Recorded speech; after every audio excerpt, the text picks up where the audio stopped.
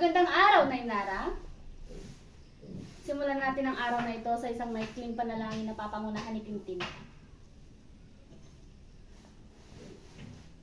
Bago kayo magsiupo, maaari bang pakiayos at pakipulot muna ang nakikita niyong kalat sa ilalim ng inyong mga upuhan? Miss President, may lumiban ba sa klase natin ngayong araw? Mainam kung ganon. Ako'y natutuwa dahil narito kayong lahat. Ngayon naman, tayo ay magkakaroon ng isang maikling balik-aral. Ano nga ba ang tinalakay natin kahapon, class?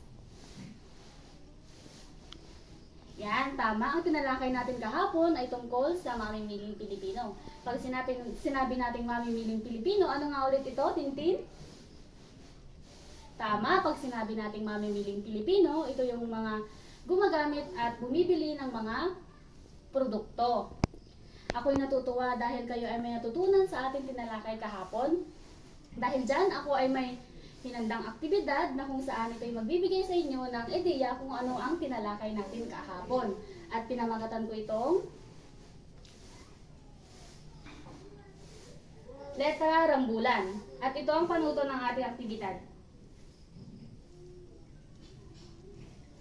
Mahahati ang klase sa 4 na grupo. Bawat grupo ay mabibigyan ng sobre na naglalaman ng nakagulong letra at ang bawat bag-aaral ay aayusin sa tamang baybay ang bawat salita at matapos mabuo, ididikit ito sa harapan.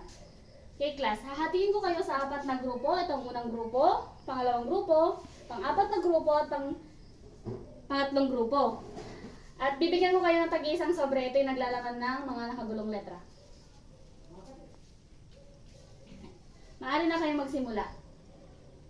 Ayan. Batay sa inyong ginawang aktibidad, class, ano ang inyong napansin?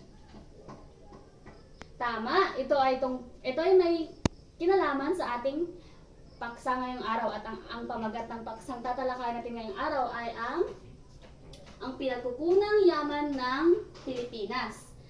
Class, pag sinabi natin pinagkukunang yaman, ano ang pumapasok sa inyong isip?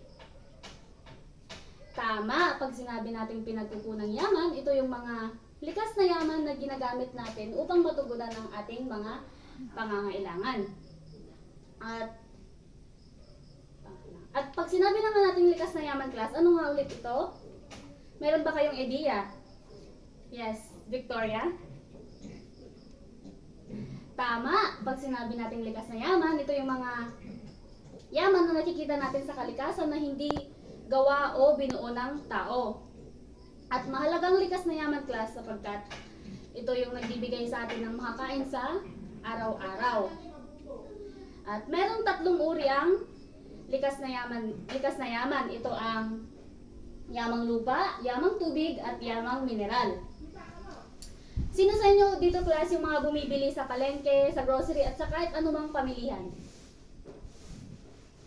Oh, halos lahat pala sa inyo ay bumibili sa anumang uri ng pamilihan. Alam niyo ba, class, na ang karamihan sa mga binibili nyo sa mga pamilihan ay nagaling sa ating iba't ibang likas na yaman. At atin nating iisa-isahin kung anong mga ito. Unahin natin ang yamang lupa.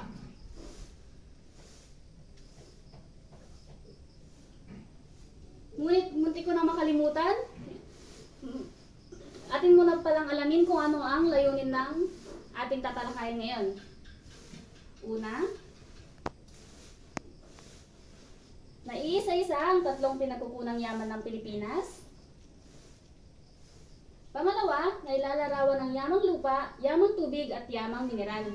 At ang pangatlo, nakakabuo ng paraan ng wastong pangangalaga sa mga pinagkukunang yaman. Yan ang mga ilan sa layunin nating class. Ngayon naman ay dumako na tayo sa mga kahulugan ng mga uri ng likas na yaman. Ito ang unahin natin ang yamang lupa. Ang yamang lupa, class, ay tumutukoy sa mga likas na yaman na nakikita natin sa kalikasan. Ito yung mga kadalasan sa tinatanim ng ating mga magsasaka. At ito ay ilan sa mga halimbawa nila.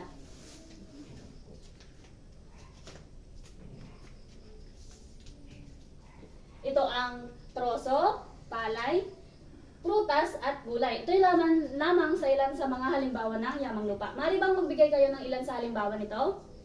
Sige, Maxine. Tama ang iyong nabanggit ay ilan lamang sa halimbawa din ng yamang lupa. Ngayon naman ay dumako na tayo sa pangalawang uri ng likas na yaman. Ito naman ang yamang tubig. Ang yamang tubig class, at ito yung mga likas na yaman na nakikita natin sa iba't ibang anyong tubig. Ang ilan sa halimbawa ng anyong tubig class ay ang dagat, sapa, at ilog.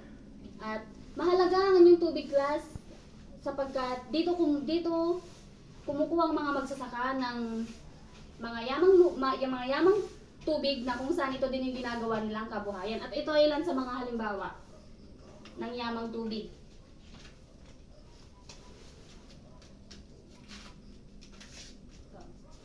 Merong isda, perlas, seaweeds, at coral reefs. Ito lamang yung mga ilan sa halimbawa ng mga yamang tubig.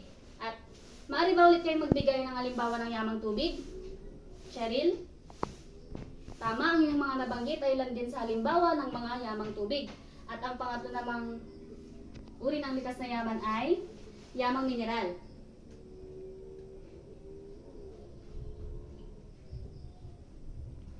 Ang yamang mineral naman class ay ito yung mga likas na yaman na galing sa kalikasan na nakukuha sa pamamagitan ng pagminina.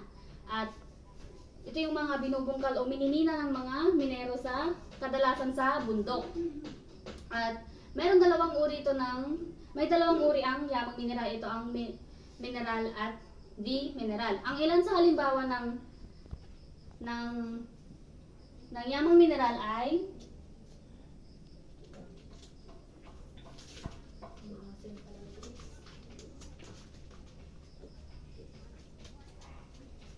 ito yung tanso at ginto. Ito yung mga ilan lamang sa halimbawa ng yamang mineral na nakukuha sa pagmimina. At ang di-mineral naman, ito yung mga geothermal na pinanggagalingan ng elektrisidad natin. Yan. Naintindihan ba ang tatlong uri ng likas na yaman class? Mainam naman kung ganun. Dahil dyan, itong tatlong uri pala nito class ay ilan lamang sa halimbawa ng pinagkukunang yaman ng ating bansa na kung saan ito ay sapat na upang tugunan ang ating mga pangangailangan. At bilang isang mamamayang Pilipino, mahalaga na ito ay ating pangalagaan upang ito ay ating mapagyaman. May naintindihan ba ang ating tinalakay ngayong araw class? Mainam kung ganun. At kung wala kayong katanungan, ako ang magtatanong. Gaano kahalaga sa inyo class ang pinagkukunang yaman ng Pilipinas? Tama, magaling. Ano nga ulit ang tatlong uri ng likas na yaman? Tama, mahusay. At ang pangatlong tanong ko naman ay, ano nga ba ang magagawa niyo upang mapahalagahan ang ating likas na yaman? Tintin? Tama, magaling. Tama ang inyong lahat ng sagot dahil kung tama ang pag-aalaga natin sa mga likas na yaman, ito ay hindi agad-agad mauubos at hindi tayo mauubusan ng pinagkukunan. Ako'y nagagalak dahil kayo talaga ay may natutunan sa tinalakay natin. Kaya dahil dyan, ako'y may nandang pagsusulit sa inyo at sagutan ito sa isang malinis na papel. Meron lamang kayong 5 minuto upang gawin ito. Magsimula na kayo. Tapos na ba?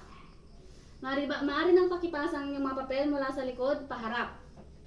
At bago magtapos ang ating talakayin ngayong araw, ako ay may handa namang kasunduan para sa inyo. Basahin ang susunod na aralin, ang pamamaraan ng paglalaan ng economics. Ito ay pahina, at ito ay sa pahina 30 to 50. At dito na nagtatapos ang ating